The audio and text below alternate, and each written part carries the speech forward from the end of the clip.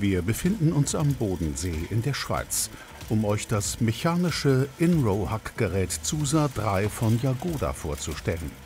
Dazu treffen wir Urs Rotishauser, der den Betrieb mit 40 Hektar leitet und die Jagoda ZUSA 3 vor einigen Jahren direkt aus Polen importiert hat.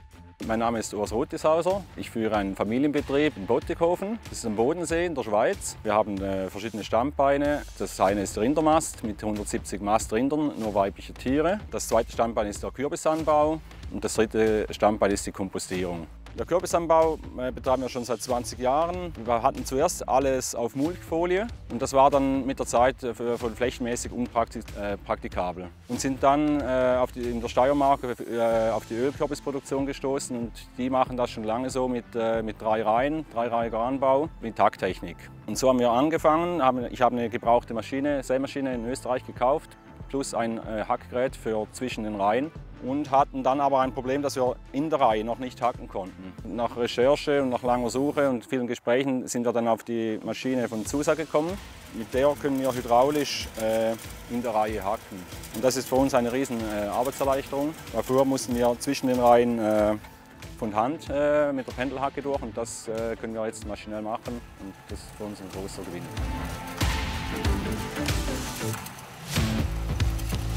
Inzwischen gibt es Vertriebspartner auch in Deutschland, Österreich und der Schweiz. Neben der von uns vorgestellten dreireihigen Version gibt es die ZUSA Kreiselhacke auch als ein- und zweireihige Version. Wenn ihr zukünftig auch mehr über Nischentechniken erfahren möchtet, abonniert gerne unseren Kanal. Die dreireihige Ausführung ist für etwa 12.800 € ohne Mehrwertsteuer erhältlich. Die ZUSA 3 ist mit 6 Hackkreiseln ausgestattet, 2 pro Reihe. Jeder Mitfahrer bedient mit Hilfe von Hebeln 2 Hackkreisel und kann diese quer zur Fahrtrichtung in die Reihe hineinschwenken und nach außen, um die Kreisel um die Kulturpflanze herumzuführen. Die Kreisel sind mit nach unten zeigenden Federstahlzinken ausgestattet. Damit die Zinken nicht zu tief in den Oberboden eindringen, wird der Kreisel auf einer Stahlhalbkugel abgestützt. 2 Stützräder führen das Hackgerät in der Höhe. Einsetzbar ist die ZUSA 3 in Kulturen mit 80 cm bis 1,80 Meter Reihenabstand. Die ZUSA 3 ist mit einem eigenen Hydrauliksystem ausgestattet, das mit einer zapfwellengetriebenen Hydraulikpumpe den nötigen Öldruck bereitstellt. Dadurch reicht für den Einsatz bereits ein Schlepper mit einer Leistung ab etwa 60 PS.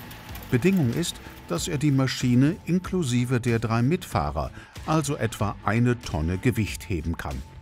Außerdem wird eine 540er Zapfwelle und 2 doppelt wirkende Steuerventile für den Betrieb benötigt. Seht ihr die Kreiselhacke als Alternative zu autonomen Hackgeräten? Schreibt es uns in die Kommentare. Insgesamt ist Urs Rotishauser begeistert von der Kreiselhacke ZUSA 3. Denn die mechanische Unkrautbekämpfung mit der Kreiselhacke von Jagoda ist deutlich effizienter als das Hacken von Hand. Und das, obwohl die Flächenleistung bei 1,5 km/h Fahrgeschwindigkeit und 4,50 Meter Arbeitsbreite, was 0,5 bis 0,7 Hektar entspricht, nicht besonders hoch ist. Wir beurteilen das Arbeitsbild der ZUSA 3 bei unserem Besuch als sehr gut.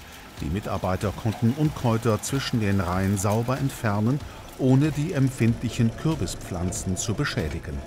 Der unkrautverschüttende Effekt der rotierenden Zinken ist gut.